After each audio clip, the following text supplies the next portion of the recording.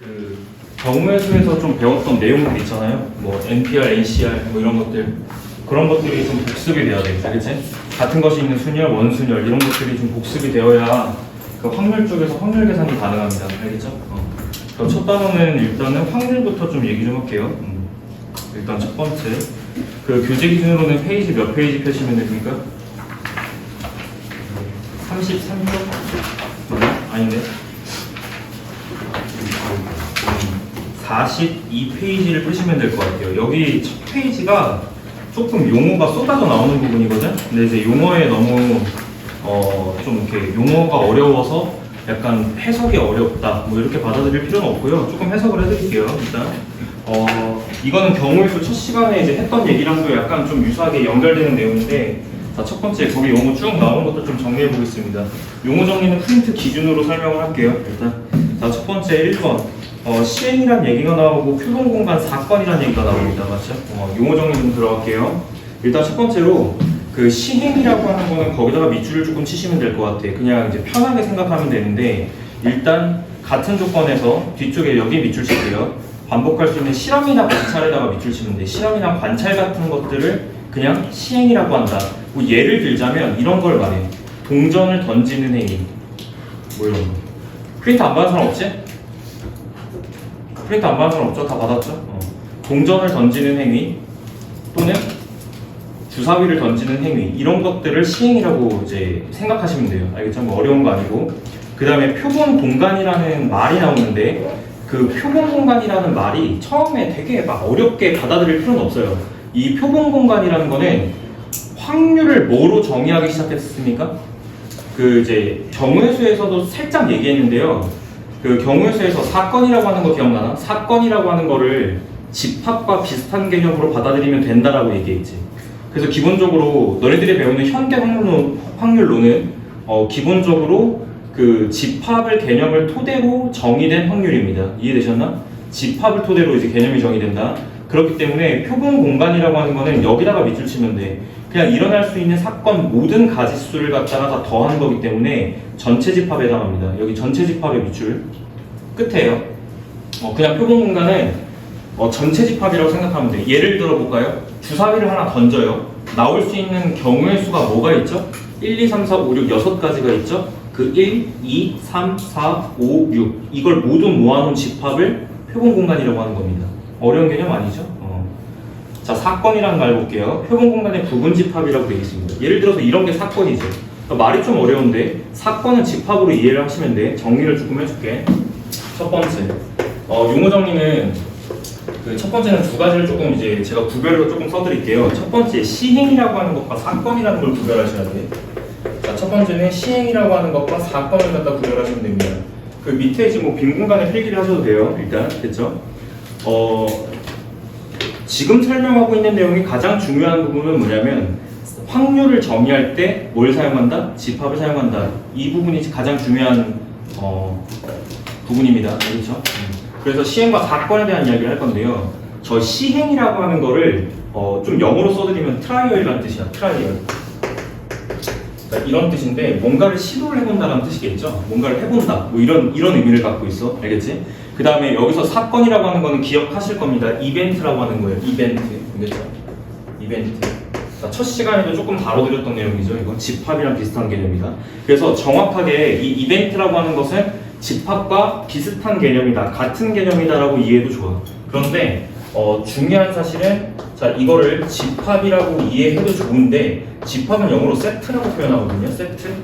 그런데 저 집합론에서 말하는 세트라는 단어랑 확률론에서 얘기하는 저 사건, 이벤트라고 하는 거는 약간의 뉘앙스 차이가 있어. 뉘앙스 차이가 있는데 그 뉘앙스 차이가 지금 설명하고 있는 부분의 가장 중요한 부분이라고 할 수 있습니다. 알겠지? 그래서 확률에서 다루는 것의 가장 중요한 어떤 성질은 뭐냐? 이제 그거에 대한 이야기를 조금 할게요. 됐죠? 그래서 표본 공간은 그냥 전체 집합이라고 생각하시면 되고요. 그 다음에 밑에 이제 근원 사건 4번의 내용인데요. 근원 사건에 대한 얘기가 나옵니다. 근데 이 근원 사건, 그러니까 말 자체가 어려워. 그런데 근원 사건은 별다른 게 아니라 표본 공간의 원소 중, 그 부분 집합 중에서 원소 한 개짜리를 말하는 거야. 즉 뭐냐면 근원 사건은 근원적으로 뭔가 나오는 어떤 하나의 사건을 말하는 건데, 예를 들자면 주사위에 눈을 딱 던지면 1과 2의 눈이 동시에 나올 수는 없잖아요. 그죠? 그럼 1의 눈이 하나가 나오는 거, 그런 사건들, 그런 사건 하나하나가 근원 사건들을 말해. 즉, 거기다가 옆에, 근원 사건 옆에다가 이렇게 그냥 쓰시면 될 것 같아. 근원 사건의 뜻 자체가, 거기 뭐라고 나와 있습니까? 부분집합 중에서 한 개의 원소로 이루어진 사건이라고 표현되어 있죠. 그래서 근원 사건 A라고 표현을 하면은 얘 A는요 원소의 개수가 한 개인 걸 말하는 거야. 이해됐나? 그냥 이런 걸 근원 사건이라고 한다. 실제로 확률 문제 풀 때 이 근원 사건을 알아야 되냐 몰라야 되냐 그렇게 그닥 중요하진 않아요. 알겠죠? 그닥 중요하진 않습니다.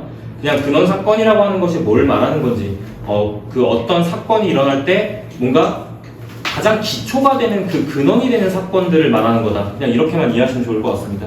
자, 전사건하고 공사건이 있는데, 참고로 전사건, 공사건, 뭐 합사건, 곱사건이라고 되어 있는 이제 이 용어들은 교과서상에서는 정의되지 않습니다. 알겠죠? 교과서상에서는 정의하지 않는 용어이나 확률론에서는 좀 자주 사용하는 용어들이야.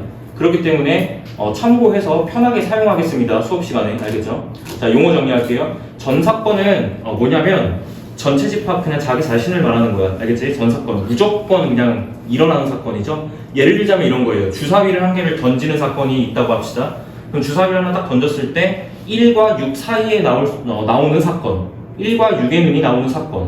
그럼 어떤 경우가 있어요? 다 될 수 있잖아. 그지?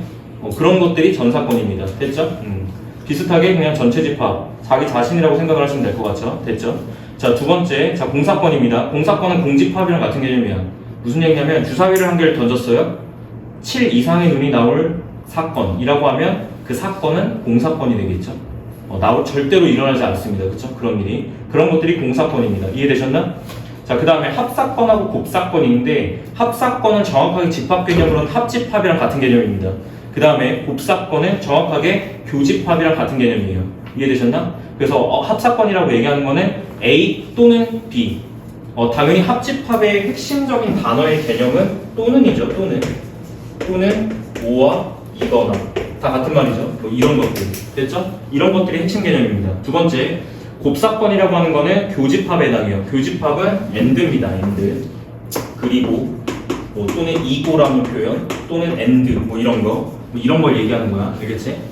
그런 느낌이 들 때 그 두 사건이 곱사건이다. 뭐 이렇게 얘기를 하는 겁니다. 됐죠? 그 다음에 뭐 배반사건. 첫 시간에 얘기했죠? 배반사건. 맞습니까? 절대로 동시에 일어날 수 없는 두 사건을 보고 배반사건이라고 부르는데, 여기선 정의가 중요해. 배반이라고 하는 거는 어떤 사건과 어떤 사건이 교집합이 공집합인 것이야. 같은 의미가 뭐였죠? 집합론에서는 이걸 서로서라고 부릅니다. 집합론에서는 이걸 서로서라고 부르고요. 확률론에서는 이걸 배반사건이라고 부르는 거예요. 영어는 똑같아요. 자, 영어는 똑같습니다. 영어는 어드조인트라고 해서 이제 영어는 똑같고 사용하는 용어만 번역이 조금 좀 다르게 번역이 된 거야. 이해됐나? 프린트 받아가십시오.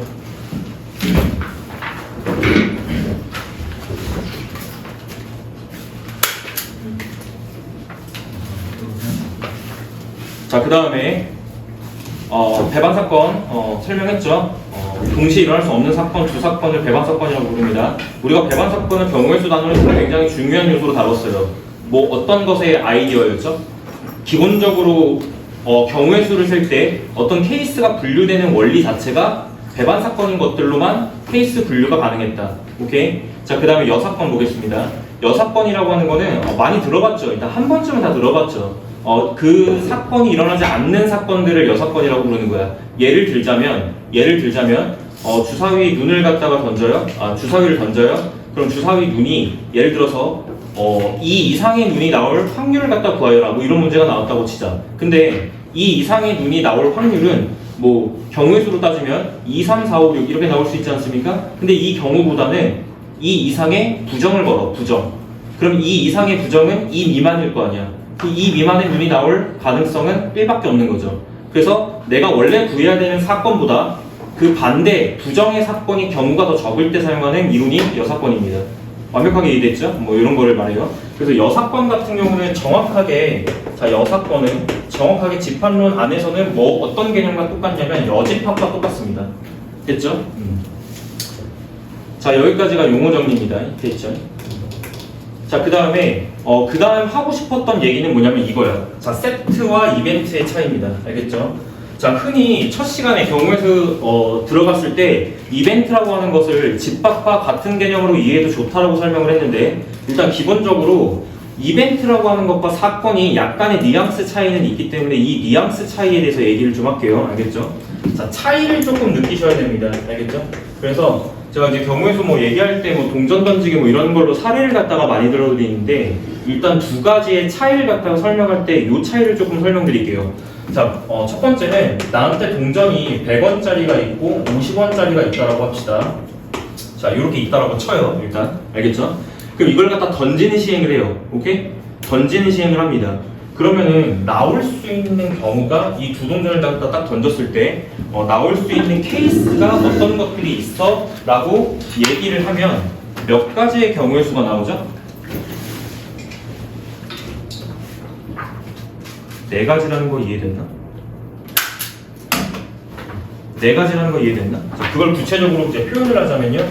동전이 지금 서로 다른 두 동전이기 때문에 100원짜리 뒷면과 50원짜리 뒷면은 서로 다른 경우입니다. 그렇기 때문에요. 뭐 이제 순서상으로 표현을 하자면 뭐 이렇게 표현할 수 있겠죠. 뭐 앞면 이렇게 나오는 경우도 있을 것이고, 그 다음에 앞면 뒷면 이렇게 나오는 자 경우가 있을 수 있고요. 자, 뒷면 앞면 이렇게 나올 수도 있고요. 자, 마지막으로 자 뒷면 이렇게 나올 수 있죠. 그래요? 자, 이렇게 해서 네 가지 경우가 나옵니다. 그래서 물어보는 건 이렇게 물어봐. 자, 첫 번째. 그래서 이렇게 물어보는 거예요. 서로 다른 면이 나올 확률을 구하세요. 그러면은 자, 계산상 총 경우의 수 분의 서로 다른 면이 나오는 케이스는 이거와 이거기 때문에 2를 갖다가 써서 정답을 뭐라고 쓰시죠? 2분의 1입니다. 이렇게 쓸 거 아닙니까? 그죠?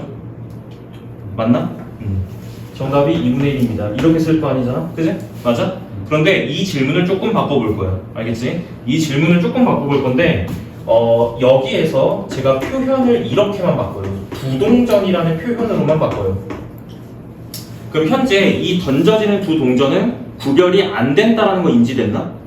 자, 100원 동전, 50원 동전이라는 것은 이 동전 두 개를 구별하기 위한 장치인 거 이해되시죠? 근데 두 동전이라고 표현하면 이거는 동전을 구별하지 않겠다라는 뜻이지. 그럼 이랬을 때는 나올 수 있는 경우가 이 순서가 지금 관계가 없다는 뜻이잖아. 구별을 안 하겠다는 뜻은. 그러면 나올 수 있는 경우가 순서는 관계없기 때문에 순서상틱하게 표현이 되는 것이 아니고 그냥 집합적으로 표현되는 거 맞지? 그래서 앞면 이렇게 나오는 거 있을 수 있고요. 자, 그 다음에 자 뭐 앞뒤 이제 서로 이제 다른 면이 나오는 경우가 있을 수 있고, 그 다음에 뒷면, 자 뒷면 이렇게 나오는 경우 세 가지가 나오겠지. 그래서 질문을 똑같이 하는 거야. 서로 다른 면이 나올 수 있는 확률은 어떻게 됩니까? 라고 따졌을 때 이렇게 카운팅한 다음에 이것을 정답을 3분의 1로 갖다가 쓰시면 틀려요. 알겠죠? 확률론에서는 틀립니다. 알겠죠? 확률론에서는 틀립니다. 알겠죠? 그래서 윗줄에서 적어주는 이렇게 앞면, 앞뒤, 뒤뒤 이렇게 카운팅을 하겠다는 것은 경우의 수 이론에서는 자 이렇게 카운팅을 하는 게 맞습니다. 알겠죠? 그런데 확률 개념에서는 이거를 이렇게 이해를 해야 돼요. 자, 뉘앙스의 차이가 있다. 야, 실제로 네가 100원짜리 동전 구별이 안 되는 거 두 개를 들고 던져봐. 그러면 서로 다른 면이 나올 확률이 더 높지 않겠냐? 앞면, 뒷면 이렇게 나오는 것보다는요. 무슨 얘기를 하는 거냐면, 자, 총 4개의 경우의 수 중에서 서로 다른 면이 나올 수 있는 것에 출현 빈도가 더 높다라는 게 이해가 되냔 말이야. 지금 알겠지? 무슨 얘기냐? 앞뒤, 뒤뒤 이게 구별이 안 되지만 실제로 던져보면 얘가 출현 빈도가 월등히 높아요. 이해되나? 얘는 4분의 1이고 얘는 2분의 1이니까 결론적으로. 오케이? 그래서 이 녀석의 자 출현 빈도가 자 출현 빈도입니다. 출현 빈도가 더 높다라는 사실을 이해해야 돼. 알겠지? 그렇기 때문에 하고 싶은 얘기는 뭐냐면 확률론에서는 그래서 자 확률에서는 서로 동전이 구별이 안 된 상태에서 서로 같은 동전 두 개를 던지더라도 이 동전을 서로 다른 것으로 인식을 하셔야 됩니다. 왜냐하면 자 확률론에서 정답을 2분의 1로 써야지 정답인 거죠. 이거 맞아요? 그니까 2분의 1로 써야지 정답인 거지. 위로 계산하는 게 맞다고. 알겠지? 두 동전을 던지더라도. 알겠나? 그렇기 때문에 이렇게 얘기를 한다라는 것은 자 정확하게 이벤트와 세트의 차이인데요. 세트라고 하면은 뭐를 허락하지 않는다요? 중복이 되는 이 원소 같은 것들을 하나로 쓴다가 집합 개념이잖아. 그지? 그런데 이벤트는 출현 빈도라는 개념을 갖다가 포함하고 있는, 내포하고 있는 개념이기 때문에 집합이라는 개념하고 이벤트라는 개념은 뉘앙스의 차이가 조금 있습니다. 그 뉘앙스의 차이가 바로 출현 빈도라는 거야. 이해됐나? 알겠지? 출현 빈도를 기본적으로 확률론에서는 고려하기 때문에 반드시 자 결론을 갖다가 적을 수 있어야 될 거 아닙니까? 그죠? 출현 빈도를 고려해야 된다. 네, 이렇게 기억하고 계시면 되고요. 뒤에다가 일단 정리를 할 거니까 이따가 얘기할게요. 알겠죠? 자, 그래서 지금 이벤트랑 세트 차이 지금 이해됐나? 알겠지? 자, 확률론에서는 무조건 어떤 시행을 하는 대상을 바라볼 때 무조건 서로 다른 것으로 취급합니다. 알겠죠? 뒤에서 정리할 거니까 이따 얘기할게요. 자 2번으로 넘어갈게. 그 밑에 표가 하나 그려져 있을 건데, 자, 표가 하나 그려져 있을 거예요. 자, 우리가 배우는 확률을 갖다가 구별하는 장치라고 보시면 되는데요. 일단 이렇게 이해합시다. 일단 첫 번째, 왼쪽에 적혀 있는 것은 지금 용어가 조금은 이제 어려운 용어가 적혀 있는 건데, 여기에다가 선험적이라고 내가 써놨을 거야. 선험적, 그 다음에 경험적이라고 써놨을 거야. 알겠지? 확률의 종류가 있어요. 확률도 그냥 다 똑같은 확률이 아니라 어떤 식의 확률을 다루겠다라고 하는 확률의 종류 같은 게 있는데, 그 종류를 나누는 기준선이라고 보시면 됩니다. 알겠죠? 자, 선험적으로 나누는 기준이 있고 경험적으로 나누는 기준이 있다. 이렇게 이해하시면 될 것 같아. 그 다음에 위쪽은 이산적이라고 써져 있고요. 자, 여기에는 자 연속적이라고 써져 있을 거예요. 자, 한 번쯤은 들어봤을 거고, 수학 1에서 수열을 갖다가 배워봤다면 이 이산적이라는 용어는 한 번쯤은 들어봤을 거야. 일단 자, 이산적. 자, 수학에서 이산적이라고 얘기하는 건 뭐냐면 하나하나 카운팅이 가능한 걸 이산적이라고 표현해. 무슨 얘기냐면 정수 같은 거야. 예를 들자면 1, 2, 3, 4 이런 게 이산적이야. 수학에서. 알겠지? 정수 같은 걸 말합니다. 정수, 뭐 자연수 등등등 이런 것들이 이산적 변량이라고 표현하는 것들이에요. 됐지? 어떤 느낌인지 알겠나? 1과 2 사이에는 무수히 많은 유리수와 무리수 실수들이 있는데, 그럼에도 불구하고 1 다음의 수를 2로 지정하겠다는 거야. 1, 2, 3, 4 이런 식으로. 알겠지? 이런 게 이산적 변량입니다. 참고로 말씀드리면 이산적이라는 표현과 연속적이라는 표현은 뒤에 통계에서 또 나와요. 그러니까 이 차이를 알아야 됩니다. 알겠죠? 이 차이를 알아야 돼. 자, 그 다음에 연속적이라는 변량은 반대야. 반대. 실수 같은 걸 말합니다. 실수 같은 거. 알겠죠? 연속적으로 변량을 실수 같은 느낌이 드시면 됩니다. 알겠죠? 뭐 예를 들자면 실생활에서 연속적인 변량에 해당하는 것은 시간이 연속적 변량입니다. 무슨 이거잖아. 예를 들어서 봐봐. 너네 시계가 어떻게 가? 라고 따졌을 때 1분 다음이 2분이니? 1분 다음에 갑자기 바늘이 슝 이렇게 가요? 아니잖아요. 무슨 말인지 이해되나? 이 시간이라는 개념이 약간 연속적 변량에 해당해요. 그죠? 그 다음에 우리가 흔히 세는 사탕 개수 뭐 이런 거 1개, 2개, 3개, 4개 사탕 1.5개 초딩에 와서 선생님 사탕 2.5개만 주십시오 이러진 않잖아. 그치? 이렇게 카운팅을 하진 않습니다. 알겠나? 그런 것들이 자 연속적 변량에 해당합니다. 알겠죠? 실수 같은 느낌이 든다. 이렇게 보면 돼. 알겠지? 참고로 말씀드리면 수학 1에서 배우는 수열이라는 단어는 기본적으로 수열은 함수잖아요. 그죠? 수열은 함수잖아요. 그죠? 수열은 함수인데 정의역이 뭐인 함수죠? 정의역이 자연수죠. 정의역에 들어가는 대입되는 대상이 자연수란 말이야. 1 넣고 2 넣고 3 넣고. 그제? 이게 이 자연수인 이 정의역이 지금 이산적 변량이죠. 기본적으로. 이해됐나? 뭐 그런 거야. 알겠지? 요렇게만 이해하시면 됩니다. 자, 첫 번째. 선험적인 건 뭐냐면 선험적인 거 그냥 받아들일 때 이렇게 받아들이면 돼. 왠지 그럴 것 같아.로 생각을 하고 그거대로 규정을 하는 게 선험적입니다. 예를 들자면 동전 하나를 던지면 앞면 또는 뒷면이 나오잖아. 그러니까 앞면이 나올 확률은 2분의 1일 것 같아. 그렇게 해서 규정하는 것이 선험적으로 규정하는 방법이야. 이해됐나? 그러니까 그렇게 될 것 같다라고 해서 그냥 그렇게 정의하는 게 선험적입니다. 알겠죠? 근데 자, 첫 번째. 선험적과 이산적 변량이 만나는 저곳이 수학적 확률입니다. 자, 너네들이 다루는 90%의 확률에 해당합니다. 알겠죠? 90%는 수학적 확률이 문제화됩니다. 알겠죠? 수학적 확률이라고 부릅니다. 자, 빈칸에 수학적 확률이라고 채우세요. 됐죠? 너희들이 다루는 대부분 확률론에서 나오는 확률 문제는 수학적 확률이야. 알겠나? 90% 이상 해당합니다. 알겠죠? 자, 두 번째. 자, 경험적, 여기 볼게요. 여기 좀 채워볼게. 이산적인 별량이고 경험적이면은 여기를 통계적 확률이라고 부르는데, 일단 첫 번째로, 통계적 확률은, 일단 첫 번째, 내신 시험에서는 잘 모르겠는데요. 일단 적어도 수능에서는 안 나옵니다. 알겠죠? 통계적 확률은 수능에서는 안 나와요. 알겠죠? 통계적이라는 말 자체가 뭐냐면 경험적이잖아요. 인간이 진짜 직접 해보는 거야. 무슨 말인지 이해되나? 통계적 확률은 인간이 직접 해보는 거야. 뭐 예를 들자면 동전 던지기 100번을 했어요. 물론 선언적으로는 동전을 던졌을 때 앞면이 나올 확률이 2분의 1이라는 건 알아. 그렇다고 내가 100번을 던지면 앞면이 무조건 50번이 나오는 게 아니잖아. 무슨 말인지 이해되나? 그래서 사람이 직접 100번을 던져본 거죠. 근데 내가 던져봤는데 55번이 앞면이 나왔다고 치면 그때 확률은 100분의 55 아닌가? 그지? 이런 거를 이제 중등수학에서 뭐라고 배우냐면 상대도수라고 배우죠. 상대도수 이런 거. 그래서 이제 통계적 확률은 일단 기본적으로 수능에 출제되는 영역은 아니지만 일단 뭐 내신 시험에서는 내라고 하면 충분히 될 수 있습니다. 알겠죠? 뭐 이렇게 받아들이면 되고 주로 수학적 확률을 다룬다. 이렇게 받아들이시면 될 것 같아. 근데 원래 확률론의 시초가 뭐냐면요. 너네 이걸 배경을 조금 설명드릴게요. 알겠지? 확률론의 시초가 뭐냐면 영국의 런던의 산부인과 의사가 확률론의 시초거든요. 놀랍죠? 근데 그 사람이 웃긴 얘기 아니야. 알겠지? 진지한 얘기야. 그 사람이 어떤 이제 실험을 갖다가 했냐면 너네 흔히들 얘기하면 남녀의 출산 비율을 갖다 고려하겠다라고 하면 남자 태어날 확률 2분의 1, 여자 태어날 확률 2분의 1 이렇게 생각하시잖아요. 그죠? 이렇게 생각하는 게 선험적이에요. 알겠나? 그래서 이 산부인과 의사도 당연히 선험적으로는 그렇게 될 거라고 믿고 있었어.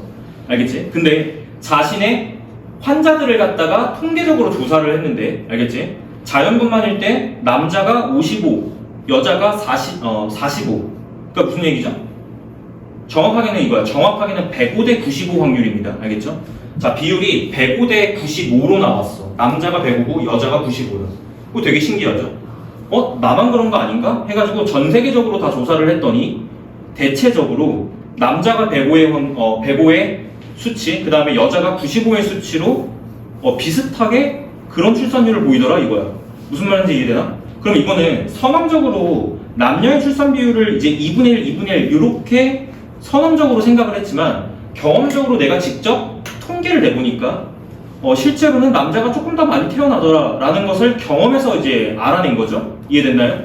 괜찮을까요? 그런데 우리가 흔히 105, 95 이런 비율로 계산을 하면 계산이 복잡하잖아. 그지? 그래서 보통은 이제 출산 비율을 남자 태어날 확률, 여자 태어날 확률을 편하게 2분의 1로 그냥 계산한다. 근데 이 부분은 이제 수학에서는 가정에 해당하는 거죠. 이해됐나? 이런 게 선험적, 경험적의 차이야. 이해됐지? 이렇게만 이해하시면 됩니다. 됐죠? 자, 마지막입니다. 선험적하고 연속적, 여기 부분 만나는 부분이 조금 중요해. 알겠지? 자, 기하적 확률이라고 불러.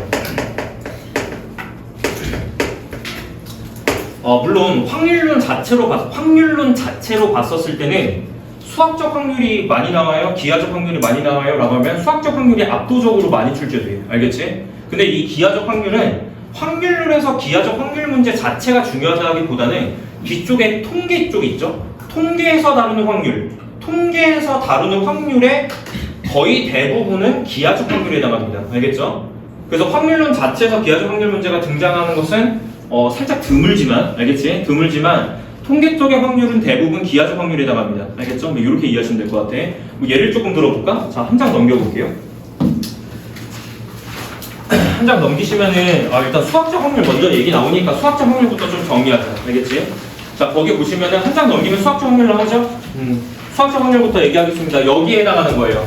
대부분의 확률론 문제에 압도적으로 해당하는 문제의 양입니다. 알겠죠? 자, 보시면은 1번에 적혀 있는 거 보세요. 자, PA. PA라고 하는 것은 이렇게 이해하시면 돼. 자, 여기다가 정리할게. 1번. 자, PA. 자, 이렇게 읽으시면 됩니다. 이거는 확률을 영어로 프로버빌리터라고 하는데, 프로버빌러티. 알겠지? 라고 하는데, 웃지 마. 알겠지? 그거 약자 P를 따온 겁니다. 알겠죠? 그래서 A의 확률 이렇게 읽는 거예요. PA. 알겠죠? A의 확률은 우리가 이제 기존에 이제 생각했던 대로 이렇게 표현하는 거야. 자, NS. 이건 뭐냐면 표본 공간 S. 보통 표본 공간을 S라고 표현하거든요. 표본 공간 S의 원소 개수. 그러니까 전체 원소 개수죠. 이해되나? 거기에 사건 A, 즉 집합 A의 원소 개수 이렇게 정의됩니다. 이해됐나? 주사위를 던지는 시행을 해요. 표본구간 S의 원소 개수는 6개입니다. 이해되지? 그 중에 짝수의 눈이 남을 사건 A의 확률을 구하고 싶습니다. 짝수는 2, 4, 6 3개가 카운팅이 되죠. 그래서 집합 A, 사건 A가 일어날 경우의 수는 3가지 이렇게 되니까 확률로 계산하면 2분의 1입니다. 이해됐나? 이렇게 계산이 된다는 뜻이야. 자, 옆에 다 설명 잘 써놨다. 알겠지? 자, 2번에 나온 내용 보겠습니다. 자, 거기는 조금 필기를 하셔야 돼요. 거기 보시면은, 자, 첫 번째, 자, 1번에 나온 내용 보시면은 이렇게 적혀 있죠. 확률은 기본적으로 몇과 몇 사이의 수치를 나타낼 수밖에 없냐? 0과 1 사이의 수치를 나타낼 수밖에 없습니다. 이건 다 알고 있는 사실이죠. 근데 우리가 그 확률이 0이 되는 요거를 봤을 때 요거는 뭐에 대한 확률을 뜻하냐면 그냥 일어나지 않았다는 거잖아. 그치? 일어나지 않았다. 무슨 사건이죠? 절대로 일어나지 않을 확률. 절대로 일어나지 않을 사건. 공사건입니다. 자, 집합적인 개념으로 이해하라고 그랬어. 알겠지? 생각을 하자. 사람이면. 알겠지? 공사건입니다. 됐나? 두 번째, 확률이 1이라는 거는 무조건, 이건 100%를 뜻하죠. 이거 무조건 일어난다는 거죠. 무슨 사건이죠? 자, 이거 등호가 되는 요 사건을 전사건이라고 합니다. 됐나? 자, 요렇게 이해하시면 됩니다. 됐죠? 자, 2번의 내용이 이제 2번하고 3번의 내용에 공사건하고 전사건 설명되어 있죠. 알겠죠? 넘어갑니다. 자, 그 다음에 3번에 출현 빈도의 이해라고 적혀 있을 거야. 야, 잘 따라와라. 집중하고. 알겠지? 어디 하는지도 모르면 어떡하냐. 한 장 넘어갔다. 필기 잘 하시고요. 필기하느라고 정신없고 필기하고 집중하느라고 딴 생각이 안 나야 정상이야. 알겠지? 구경하는 시간이 아니란 말이야. 알겠냐? 구경한다고 믿게 되는 게 아니잖아. 알겠지? 돼요? 수학 공부를 문제만 푸시는 분들은 진짜 잘못하고 계신 겁니다. 알겠죠? 수업 내용을 복습하세요. 알겠죠? 수업 내용의 이해 굉장히 중요합니다. 자, 3번 출현 빈도의 이해 옆에다가 이렇게 쓰시면 될 것 같아. 거기 번호가 지금 3번 박혀 있는데, 자, 거기에 이렇게 쓰시면 됩니다. 당연히 확률론에서는 뽑는 대상 자체를 어떻게 인지한다?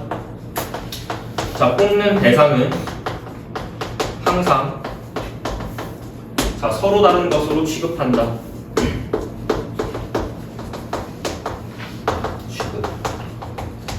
가끔가다 이제 학생 중에 넌 왜 안 써라고 이제 물어봤는데 아, 쓰기 귀찮아요 막 이런 대답을 하시는 분들이 있어. 귀찮으면 숨도 쉬지 마. 알겠지? 학생의 본분을 지켜. 알겠지? 하라는 거 그냥 하시고. 알겠지? 뽑는 대상은 항상 서로 다른 것으로 취급한다. 이건 확률론에서만 성립하는 내용입니다. 알겠죠? 이해됐지? 아까 두 동전 던지는 행위 저거. 알겠나? 요렇게 이해하시는 거야. 됐나?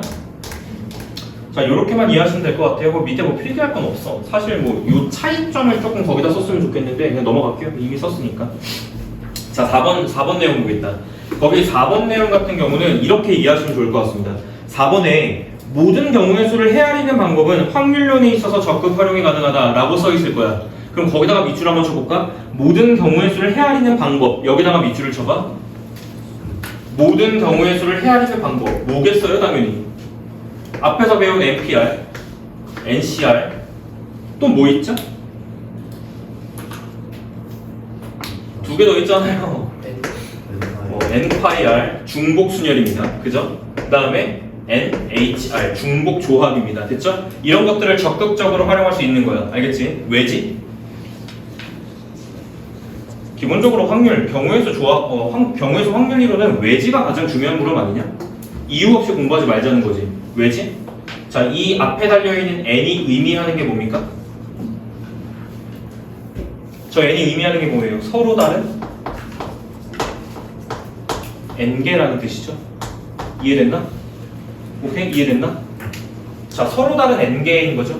자, 확률론에서는 기본적으로 뽑는 대상 자체를 항상 서로 다른 것으로 취급하기 때문에 이 앞에서 배우는 뭔가를 헤아리는 어떤 이런 표현들은 기본적으로 서로 다른 n이라는 것을 가정합니다. 그러니까 적극 활용할 수 있다는 거야. 이해됐나? 그러니까 적극 활용할 수 있다는 거야. 그런데 문제가 하나 있어. 오케이? 어떤 문제가 있을까? 너네들이 배웠던 순열조합 이론 중에서 서로 다른 n개라는 표현이 없는 표현이 하나 있어. 뭐지? 떠올려. 서로 다른 n개라는 표현이 없는 것으로 카운팅하는 방법이 뭐였지?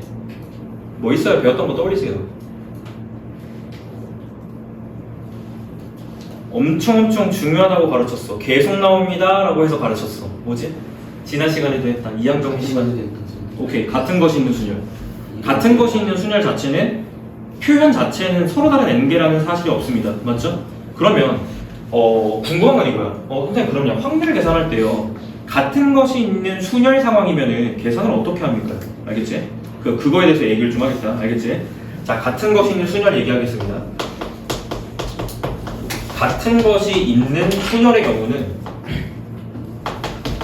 자, 예를 들어서 설명을 조금 드릴게요. 그 밑에다 좀 필기하시면 될 것 같아요. 4번 밑에다가요. 일단 첫 번째, 내가 이거 처음에 도입할 때 어떻게 도입했는지 기억나는 사람 있나? 오늘 이거 수업 오실 때 전 수업 내용은 복습을 하고 오셔야 됩니다. 알겠죠? 제가 지난 시간도 얘기했을 거예요. 확률론 다음 시간에 공부할 거니까 앞쪽에 순열조합 복습해와 이런 얘기 했었지? 오케이? 이게 안 해본 사람들이 모르는데 진짜 복습을 해오시고 수업을 들으면 더 잘 이해가 돼요. 알겠죠?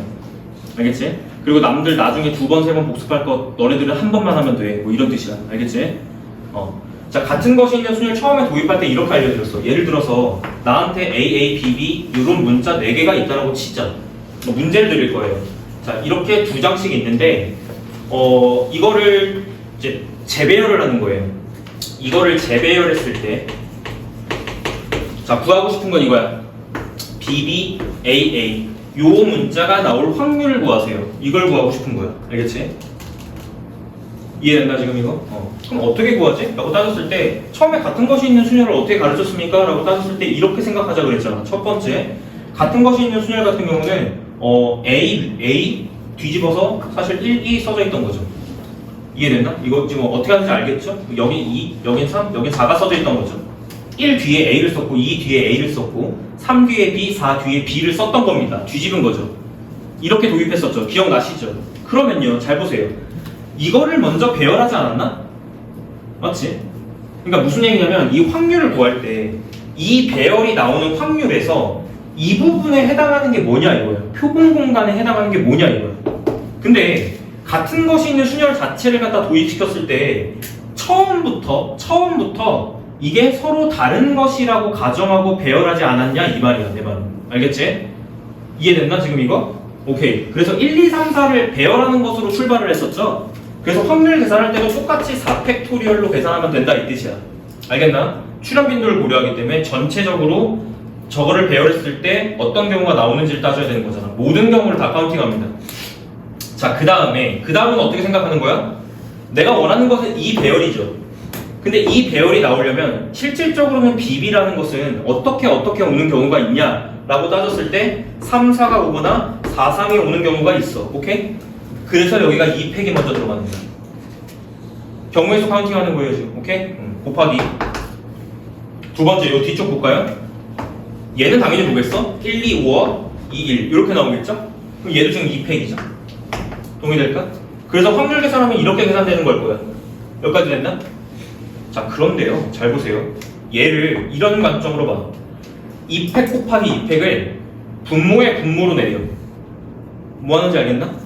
분자 분모를 2팩 2팩으로 나누겠다는 뜻입니다. 알겠죠? 그러면 이거 표현이 어떻게 바뀌냐면 잘 보세요. 2팩 2팩 분의 4팩 분의 1 되는 거 이해됐나? 그런데요, 잘 보세요. 이게 요 부분 있죠? 요걸로 체크하자. 요 부분 이게 지금 현재 AABB를 같은 것이 있는 순열로 배열한 경우의 수에 해당한다는 거 이해됐나? 자, 오케이. 그렇기 때문에 결론은 뭐냐면 이렇게 이해하자는 거야. 같은 것이 있는 순열도 그 개념 안에 뭐를 갖다가 포함합니까? 라고 따졌을 때 이미 서로 다른 것을 배열한다는 의미를 내포하고 있습니다. 알겠죠? 이미 서로 다른 것을 배열한다. 자, 이 녀석의 의미를 내포한다. 이렇게 이해하시면 좋겠습니다. 알겠죠? 그렇기 때문에 확률을 계산할 때 같은 것이 있는 순열 공식을 잘 이용해 주시면 좋을 것 같아요. 이해됐죠? 그럼 아무런 문제가 없죠? 그럼 앞에서 배웠던 경우의 수의 모든 이론은 우리가 확률론에서 확률 계산할 때 활용해도 되겠습니까? 예스. 됐지? 정리 여기까지 하겠습니다. 자, 넘어갈게요. 자, 한 장 넘기시고. 조건부 확률이 조금 설명이 빡세가지고요. 여기 조금 빨리 나갈게요. 자, 거기 예제 3개 들어가 있는데 좀 3개 좀 그냥 가볍게 보겠습니다. 알겠죠? 가볍게 보시고. 참고로 말씀드리면은 지금 써놓은 이 3개는 제가 수능 기출 문제 최근 문제들을 갖다가 일단은 이제 전체적으로 문제 어떻게 나오나 좀 확인을 해보고 그거를 약간 쉬운 문제화 시킨 거야. 알겠지? 그 세 문제들은요, 보통 뭐 예제 문제 같은 데에 다 들어가 있는 문제들이고요. 3번이 조금 스페셜한데 3번 같은 경우는 요즘 나오는 확률 쪽에서 다루는 확률이 갖고 있는 성질을 얘가 갖고 있어. 그러니까 트렌드를 갖고 있다는 얘기야. 알겠지? 그래서 트렌드 설명할 때 3번으로 설명하겠습니다. 알겠죠? 1번하고 2번 얘기 먼저 할게요. 자, 첫 번째 1번 먼저 봐봐.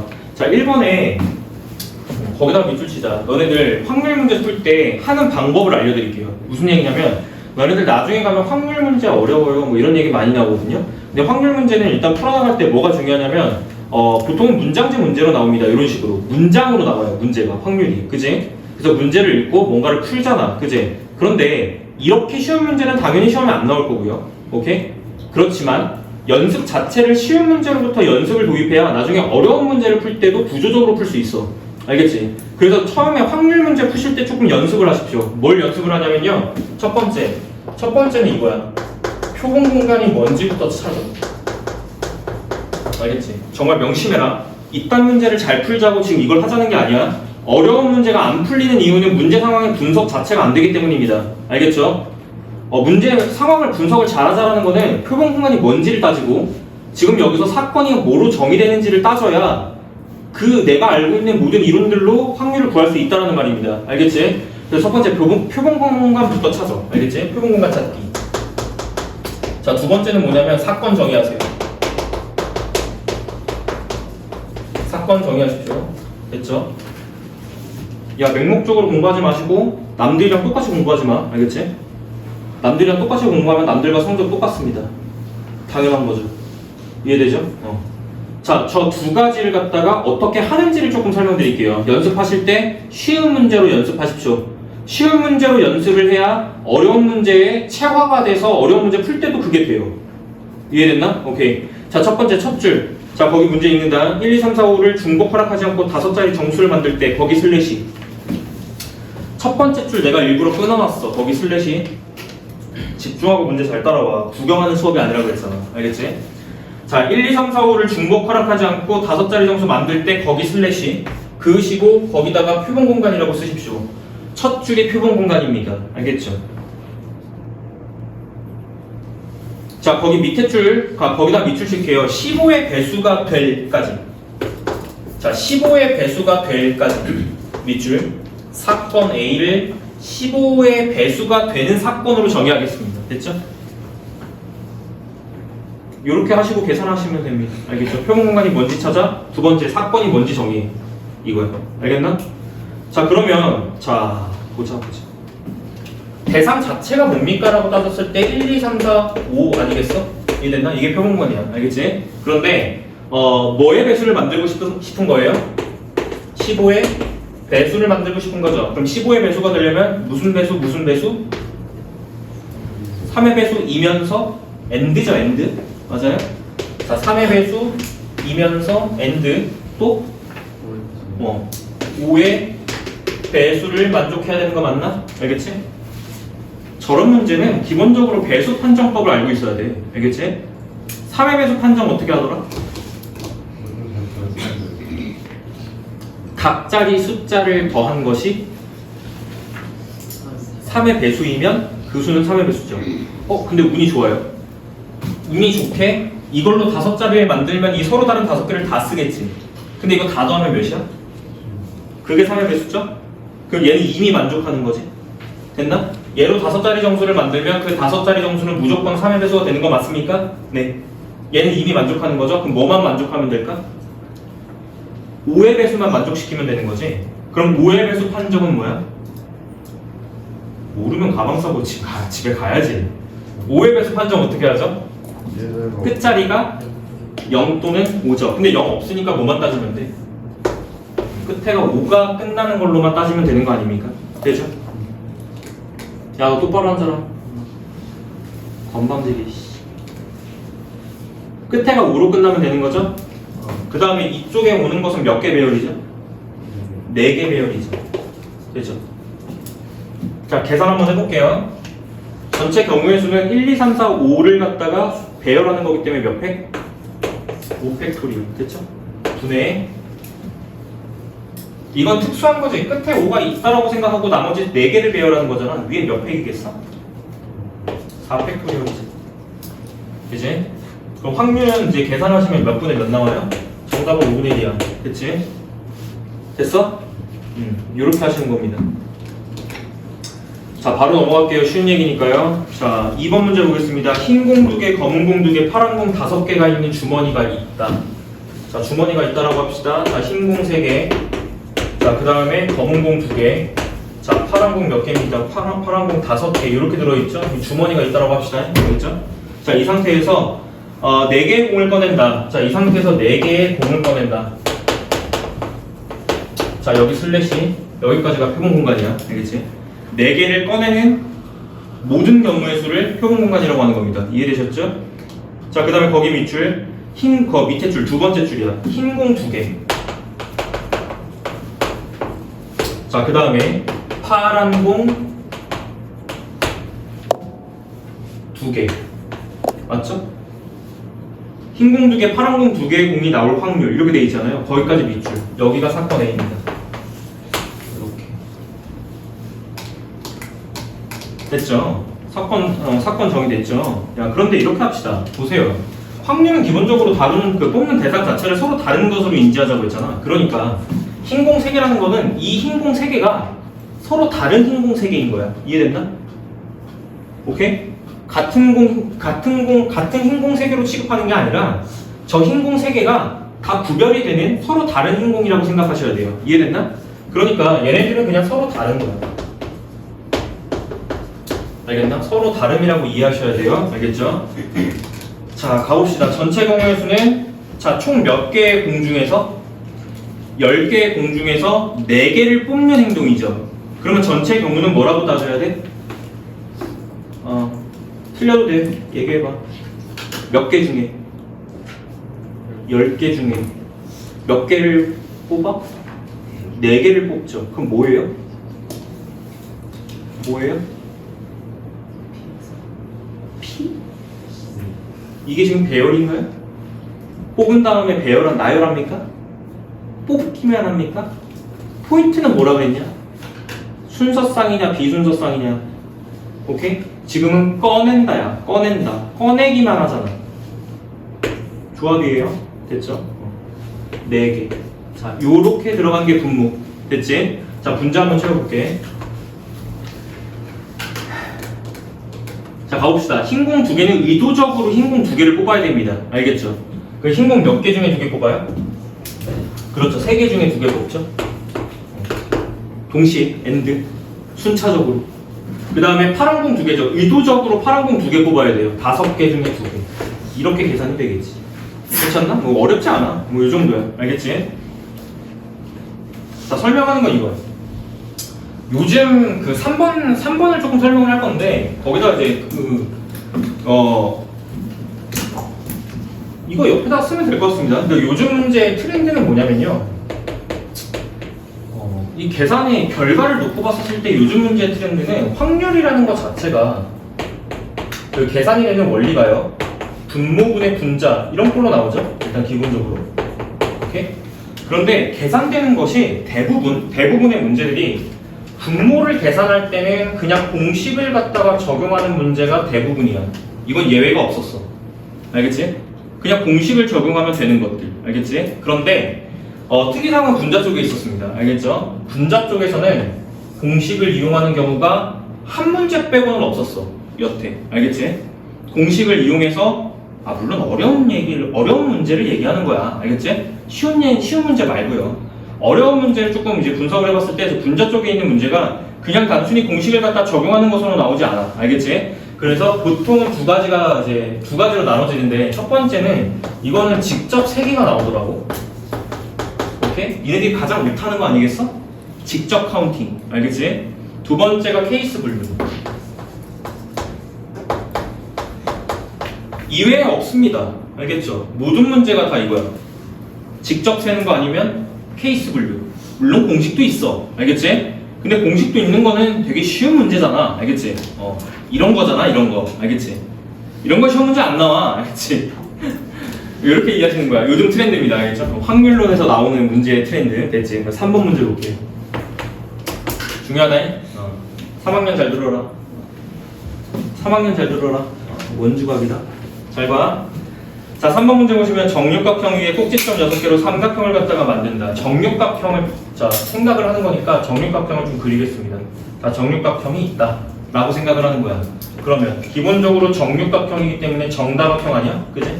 자, 이렇게 생각을 정육각형이 있다라고 생각을 할게요. 알겠죠? 자, 뭐 하고 싶냐면 거기 첫 줄에 정육각형 위에 꼭지점 6개로 삼각형을 만들 때 여기 끊어. 만들 때 끊어. 거기가 표현 공간 S인데요. 잘 보십시오. 서로 다른 삼각형을 만든다는 것 자체가 점 몇 개 선택이었지? 배웠던 3개 선택이지? 6개의 점 중에 3개 선택이죠. 이게 표본 공간 전체의 경우의 수입니다. 알겠죠? 자, 여기서 뺄 게 있어요? 없어요? 없었죠? 빼는 거는 뭐가 문제였었어? 여기서? 한 직선 위에 점이 놓여있는 경우가 문제였었지. 근데 여기는 없잖아. 그지? 이게 전체 경우의 수에 해당합니다. 됐나? 그러면 뭘 찾는 거예요? 라고 물어봤을 때 그 다음 줄, 거기 밑줄 직각 삼각형이 될 이게 사건 A입니다. 됐죠? 직각 삼각형이 되는 사건. 됐지? 근데 이건 공식이 없어. 알겠어? 삼각형이 되는 건 공식이 있는데 직각 삼각형이라고 하면 이걸 카운팅하는 공식 자체는 없습니다. 알겠죠? 직접 세기예요. 그런데 그냥 세는 게 아니라 너네들이 흔히 직접 세기를 노가다라고 생각을 하거든? 오케이? 사고력이 부족하니까 노가다지 임마. 알겠지? 노가다가 아니야. 알겠어? 철저하게 수학적 원리에 따라서 체계적으로 이제 노가다 할 수 있어야죠. 이해됐나? 그러면 자, 질문이 이거야. 정다각형이기 때문에 기본적으로 외접원이 있습니다. 동의되나? 자, 이렇게 흘러가는 원이 하나 있죠? 원이에요. 됐죠? 내가 왜 원을 그렸지? 그 전에 조금 더 세세하게 들어가 봐. 원을 그린 이유가 뭐야? 뭐 때문에? 원주각으로 직각 체크한다. 원주각으로 직각 체크한다는 게 그게 개념이 뭐냐고. 뭐의 원주각이냐? 반원의 원주각. 반원이라고 하는 거는 자, 더 들어가서 반원이라는 거 하는 거는 원에서 뭐가 보여야 됩니까? 지름. 키워드가 안 나오네. 지름이야, 지름. 알겠어? 원을 그린 이유는 지름이에요. 동의되시죠? 그럼 봐봐. 지름이 이런 게 있잖아. 이게 지름이지? 동의되지? 이게 지름이야. 왜 지름을 찾았지? 반원의 원주각을 쓰려고. 왜? 반원의 원주각이 직각이니까. 동의되나? 그럼 봐라. 지름 하나에 만들어질 수 있는 직각 삼각형이 몇 개예요? 이건 직접 카운팅이란 말이야. 알겠지? 몇 개야? 하나? 이렇게 하나. 동의되나? 여기 직각이라는 거 이해됐나? 오케이. 하나, 둘. 대칭이니까 반대도 있지. 셋, 넷. 그럼 지름 하나당 4개 카운팅 되는 거 이해됐나? 근데 지름이 몇 개지? 하나, 그을 수 있는 지름은 3개죠. 하나, 둘, 셋. 동의되지? 지름이 3개. 동의되나? 지름 하나당 직각 몇 개? 4개. 동의되지? 전체 경우의 수는 뭐였죠? 6C 3. 요즘 나오는 트렌드는 직접 세기야. 알겠지? 뭐 요런 느낌이야. 지금은 제가 좀 이렇게 예제 같은 것들을 조금 초동화해서 경우를 조금 줄여서 조금 쉽게 만든 겁니다. 이해됐나요? 요런 느낌으로 나온다. 알겠지? 그래서 자, 이 부분은 제가 뭘 썼냐? 공식을 갖다가 활용했습니다. 삼각형이 만들어지는 공식이죠. 두 번째, 얘는 직접 셌어요. 알겠죠? 공식 같은 게 아닙니다. 알겠죠? 이런 느낌의 확률 계산하는 문제가 잘 나온다는 뜻이야. 알겠지? 대부분의 문제들입니다. 됐나요? 자, 넘어갑시다. 한 장 넘기시고요. 5분만 쉴게요. 기하적 확률 이제 들어가야 되는데, 참고로 말씀드리면 기하적 확률에 너무 목맬 필요는 없어. 기하적 확률은 확률론 자체에서 다뤄지기보다 통계 쪽에서 훨씬 중요하게 다뤄지는 개념이기 때문에 여기 지금 예제 제가 밑에 2개 정도 넣어놨는데 이 2개 정도 잘 학습하십시오. 알겠죠? 그 이상 공부할 필요 없습니다. 알겠나? 5분만 쉬었다 갈게요. 알겠죠? 정각이 시작하겠습니다. 정각이.